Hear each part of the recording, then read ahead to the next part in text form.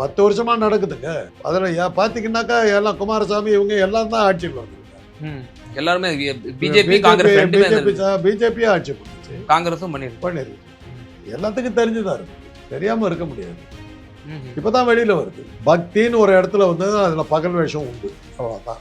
ஏன் நம்ம ஊர்ல நடக்கல, ஒரு சிவன் கோயில்ல பூசா அந்த தேவநாதங்கிற அர்ச்சகர் ஜாலியா இருந்தது, வீடியோவை எடுத்து விட்டார். கருவறைக்குள்ளாரே செக்ஸ் வச்சுக்கிட்டார். அப்புறம் இதன் தர்மஸ்தலாவுக்கு போயிட்டு காஞ்சி சங்கர மடத்துல நடக்காத சங்கர நாராயண கொலை எல்லாம் நடக்கலையா? காஞ்சி சங்கர மடத்துல இந்த மாதிரி சங்கர நாராயண கொலை வழக்குல தானே ஜெயந்தன் உள்ளது. ஆமா, உள்ளதெல்லாம் அங்கேயே அந்த மாதிரி தமிழ்நாட்டிலே இப்ப இது வந்து பேசப்படாத பல விஷயங்கள் இருக்கு. இங்க இருந்த 3% அதெல்லாம் மறைச்சுட்டாங்க, அங்க வெடி வந்துருச்சு. யாராவது வந்து காப்பாற்றணும், கோர்ட்டுக்கு எல்லாம் போய் அதுக்கு நீதி எல்லாம் கிடைச்சாதான். இந்த மாதிரி விஷயத்துல இந்த என் பையனை காணும், என் பொண்ணை காணும்னு சொன்னாங்க. அவங்களாம் அதுக்கப்புறம் என்ன ஆச்சுன்னு அந்த கேஸ் வெடி வரலையே, அது அப்படியே மூடி மறைக்கப்பட்டு விட்டது. 3%காரர்களுடைய சாமர்த்தியமே தான், தனக்கு விரோதமாக வர எல்லா விஷயத்தையும் ஊடகங்களில் வரவிடாமல் தடுத்துருவாங்க.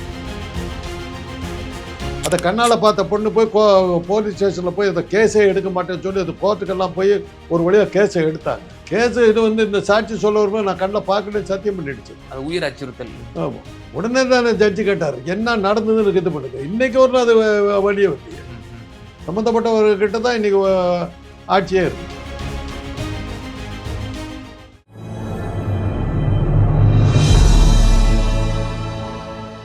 தமிழ் நியூஸ் நேயர்களுக்கு அன்பு வணக்கம். இன்றைய நேர்காணலில் நம்மோடு இருந்திருப்பவர் மருத்துவர் மற்றும் அரசியல் விமர்சகர் டாக்டர் காந்தராஜ் சார். சார் வணக்கம்.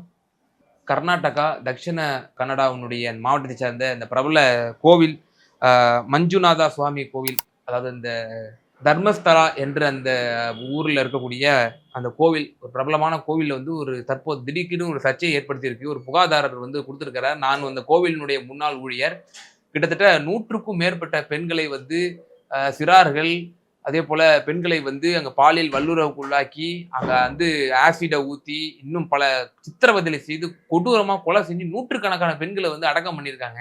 அதை நான் என்னை வந்து ஃபோர்ஸ் பண்ணி என்னை வந்து அடக்கம் வச்சாங்க. 2014 நான் டிசம்பரோட நான் வந்து வந்துட்டேன், அப்ஸ்காண்ட் ஆகிட்டேன் குடும்பத்தோட. பிகாஸ் ஆஃப் என்னைய வந்து என்னுடைய குடும்பத்தார் பெண்மணியும் வந்து ஒரு சில சிக்கலில் பாதிக்கப்படும் போது நாங்கள் குடும்பத்தோட நாங்கள் அப்ஸ்காண்ட் ஆகிட்டோம் அப்படின்ற விஷயம் சொல்கிறாரு. 10 ஆண்டுகளுக்கு பிறகு தற்போது அந்த லோக்கல் உள்ள போலீஸ் ஸ்டேஷனில் அவர் வந்து இந்த மாதிரி கம்ப்ளைண்ட் கொடுத்துருக்காரு. எப்படி சார் இந்த ஒரு கொடூரமான ஒரு சம்பவம் எப்படி சார் பார்க்குறீங்க? 1949 48 49 அண்ணா வந்து வேலைக்காரி படத்தில் தாங்க எழுதினார். சாமியார் மடத்துல எல்லாம் பணங்கள் இருக்குதுன்னாரு. அண்ணா அப்பவே சொன்னார். வேலைக்காரி படமே அதுதான். ஓஹோ, சாமியார் தான் வில்லன் படத்துல. அதே பேஸ் பண்ணி சொர்க்கவாசல் படத்துலையும் அதே தான் காட்டினாரு, சாமியார்கள்லாம் வில்லர்கள். அவ்வளவு முற்போக்கு சிந்தனை. கதாநாயகனுடைய தந்தை வந்து ஒரு கொலை குற்றத்தில் மாட்டிக்குவார். இந்த கொலையை பண்ணது அந்த சாமியார். பெண்கள் விபச்சாரம் நடக்குது, கொலைகள் நடக்குதுங்கிறதுனால தான் சுந்தர கோஷ் அந்த சாமியார் பேர். அதெல்லாம் அன்னைக்கு அது நாத்திக கருத்துக்கள் அந்த படத்தில் பயங்கரமாக இருந்தது. படத்தை தடை பண்ணுங்கிற அளவுக்கெல்லாம் இது பண்ணிச்சு. பாலையா அந்த படத்தில் பிரமாதமாக வருவார். அதாவது கதாநாயகனுக்கு நண்பனாக வந்து கேரக்டர் ரோலில் வருவார். பல நாத்திக கருத்துக்களை அவர் தான் சொல்லுவார். கோர்ட்டு வாதத்தில் நாத்திக கருத்துக்கள் பூண்டு விளையாடும். சாமியார்கள் என்னென்னலாம் பண்ணுறாங்க, சாமியார் மடத்தில் என்னென்னலாம் நடக்குதுன்னு காட்டுவார். பகலிலே செயலாளர், இரவிலே உத்தியானவனத்தினுடைய அந்தரங்க சேடி, மேலாடு உங்களுடைய அனுமதியோடு அரவிந்த சுந்தரகோஷனுடைய செயலாளர் என்று சொல்லுவதற்கு நான் ஒரு சின்ன காரியத்தை செய்ய போகிறேன், உங்களுடைய அனுமதியோடு செய்ய உங்களோட அனுமதி தேவை. ஏசுப்ரான் நேராக போவார், அவன் தலைப்பா கட்டிட்டு நின்றுட்டு இருப்பான். நேராக போய் ஓங்கி ஒரு தலைப்பாயை தட்டுவார். தட்டினா பெண் தலைமுடி அப்படி கிழவு. கோர்ட்டே முழிக்கும். பகலிலே ஆண் அந்தரங்க செயலாளர், இரவிலே அந்தரங்க சேடி. இதுதான் மேலாட் சுந்தர கோஷ். அப்புறம் தான் அந்த கேஸ் எல்லாம் இதாகவே அது வரும். அந்த வேலைக்காரி படத்திலே அதெல்லாம் காட்டுச்சு. கலைஞர் தான் எழுதினார் வசனம் பராசக்தியில். கோயிலிலே குழப்பம் விளைவித்தேன், கோயில் கூடாது என்பதற்காக அல்ல, கோயில் கொடியவர்களின் கூடாரமாக ஆகிவிடக்கூடாது என்பதற்காக. அந்த இடத்துல அது நம்ம பெரியவர்கள்லாம் எழுதியிருக்கிறாங்க. அதான் அன்னைக்கே கோயிலை பற்றி சொன்னாங்க. அந்த கோயிலுக்குள்ளார வந்து தான் அவர் கும்பிட போனவருடைய தங்கச்சியை கற்பழிக்க பார்ப்பான் பராசக்தியில் ஓஹோ. அந்த பூசாரி. ஆ. அப்பதான் இவர் பண்ண போறான்னு தெரிஞ்ச உடனே அந்த மணி அடிக்கிற பையன் வந்து சொல்லிட்டு உன் தங்கச்சி ஏதோ பண்றதுக்கு பாக்குறான் அப்படின்னு. பராசக்தி பின்னாடி போய் அந்த சிலை பின்னாடி போய் ஒளிஞ்சுக்குவார். இவர் கெடுக்க வரும்போது டக்குன்னு டேய் பூசாரி அப்படின்னு சத்தம் கேட்கும். யார் அது? அம்பாளா பேசுறது அப்படி சொல்லுவான். அம்பாளை எந்த காலத்திலடா பேசினாள் அப்படின்னு வெளியே வருவார். அறிவாளர் வெட்டி போடுவார். அதுக்கு தான் கைது பண்ணுவாங்க. அதுக்கப்புறம் தான் கோர்த்து சிங் அதில் இந்த டைலாக் சொல்லுவார். கோயிலிலே குழப்பம் விளைவித்தேன், கோயில் கூடாது என்பதற்காக அல்ல, கோயில் கொடியவர்களின் கூடாரமாக ஆகிவிடக்கூடாது. இன்னைக்கு இங்கே தமிழ்நாட்டில் இருக்கிற ஒரு இதை பற்றி கூட தான் நிறைய சொல்கிறார். எஸ், ஆமாம். பல பூசாரிகள் வந்து இந்த மாதிரியான பல பூசாரிகள் ஒரு ஒரு பௌர்ணமி அன்னைக்கு கூத்துக்கு டான்ஸ் எல்லாம் ஆடுறாங்க. ஆமாம் ஆமாம் ஆமாம். இப்போ பிரைம் மினிஸ்டரே வந்துட்டு போகிறாரு. அப்புறம் என்ன பண்ணுறது? இதுக்கெல்லாம் யாரும் தான் இது பண்ண முடியாது. இதுக்கு மேலே போனாங்க ஆன்டி இண்டியன் ஆகிடும். சார், இப்போ இந்த செய்தி வந்து ஒரு மிகப்பெரிய ஒரு பதற்றத்தை ஏற்படுத்துது. இந்த அளவுக்கு கொடூரமா நூற்றுக்கணக்கான பெண்களை வந்து இப்படி ஒரு கல்லூரி பெண்கள், சிறுமிகள் இவங்களெல்லாம் இப்படி வந்து பண்ணியிருக்காங்கிற போது ரொம்ப அதிர்ச்சி உள்ளாக்குது. இது நிச்சயமாக காவல்துறைக்கோ அல்லது ஆளும் வர்க்கத்திற்கு நெருக்கமானவர்களுடைய நாலேஜ் இல்லாம இது நடந்திருக்குமா? நடந்திருக்கும். 10 வருஷமா நடக்குதுங்க.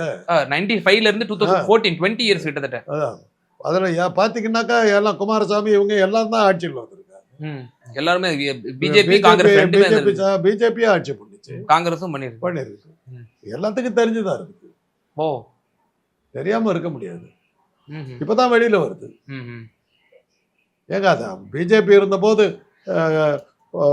மங்களூர் பக்கத்துல ஹோட்டல்ல வந்து ஜீன்ஸ் போட்டுக்கிட்டு போன பெண்கள் எல்லாம் அடிச்சு தாக்குனாங்க. அந்த அளவுக்கு இந்த சங்கிகள் அட்டகாசம் இருந்தது. அதெல்லாம் இருந்ததுனால தான் பாஜக காலி ஆச்சாங்க. இதெல்லாம் பார்க்கணும். இதெல்லாம் பக்தின்னு ஒரு இடத்துல வந்து அதுல பகல் வேஷம் உண்டு, அவ்வளவுதான். ஏன் நம்ம ஊர்ல நடக்கல? ஒரு சிவன் கோயில்ல பூசா அந்த தேவநாதங்கிற அர்ச்சகர் ஜாலியா இருந்தது வீடியோவை எடுத்து விட்டாரு. கருவறைக்குள்ளாரே செக்ஸ் வச்சுக்கிட்டாரு. அப்புறம் இதன் தர்மஸ்தலாவுக்கு போயிட்டீங்க. சிறுமி காஷ்மீர்ல ஆட்சிதான் அது. காஷ்மீர்ல ஒரு சிறுமியை கூட ஆசிஃபாங்கிற சிறுமி படுகொலை செய்யப்பட்டாங்க. எல்லாம் இருக்குது. இதெல்லாம் என்ன பேச முடியும்? அதே போல காஞ்சி சங்கர மடத்துல நடக்காத சங்கர் நாராயண கொலை எல்லாம் நடக்கலையா? காஞ்சி சங்கர மடத்துல இந்த மாதிரி சங்கர் நாராயண கொலை வழக்குல தானே ஜெயந்தன் உள்ளத்தோட. ஆமா, உள்ளதல்லாங்க. ஆமா.